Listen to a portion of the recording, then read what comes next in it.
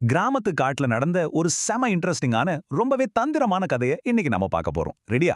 ஒரு பெரிய மரத்தடியில பாதியா உடைஞ்ச ஒரு சூப்பரான ரொட்டி துண்டு. அத ஒரு குரங்கு ஆச்சரியமா பாக்குது. ஆனா குரங்க எடுக்கிறதுக்குள்ள ஒரு வெள்ளை பூனையும் கருப்பு பூனையும் அந்த ரொட்டிக்காக பயங்கரமா சண்டை போட ஆரம்பிச்சிடுச்சு. இந்த ரொட்டி எனக்கு தான் அப்படின்னு ரெண்டு பூனைகளும் கோவமா கத்திக்கிட்டே ரொட்டிய ஆளுக்கு ஒரு பக்கமா பிடிச்சு இழுக்குதுங்க. இந்த சண்டை உச்சகட்டத்துல இருக்கும்போது முகத்துல ஒரு கள்ள சிரிப்போட ஒரு தந்திரக்கார நரி அங்க மெதுவா வருது. கவலைப்படாதீங்க, நான் இதை சரியா பிரிச்சு தரேன் அப்படின்னு ரொம்ப இனிமையா பேசி அந்த பூனைகளை நரி நம்ப வைக்குது. இந்த தந்திர நரி என்ன பண்ணுச்சு தெரியுமா?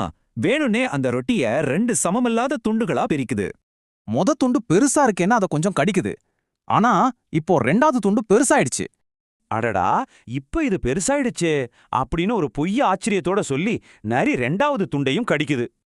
இதையே மாத்தி மாத்தி செஞ்சு அந்த முழு ரொட்டியையும் தந்திரமா நரிய சாப்பிட்டு முடிச்சிடுச்சு. என்ன ஒரு ஏமாத்து வேலை! நரி வயிறு முட்டை சாப்பிட்டுட்டு சிரிச்சுக்கிட்டே ஓடிடுச்சு. ஏமாந்த அந்த ரெண்டு பூனைகளும் ஒண்ணுமே இல்லாம சோகமா நிக்குதுங்க. இதுலேருந்து என்ன தெரியுது? நாம நமக்குள்ள சண்டை போட்டா மூணாவதா ஒருத்தர் லாபம் அடைவார். எப்பவுமே ஒற்றுமையா இருப்போம்.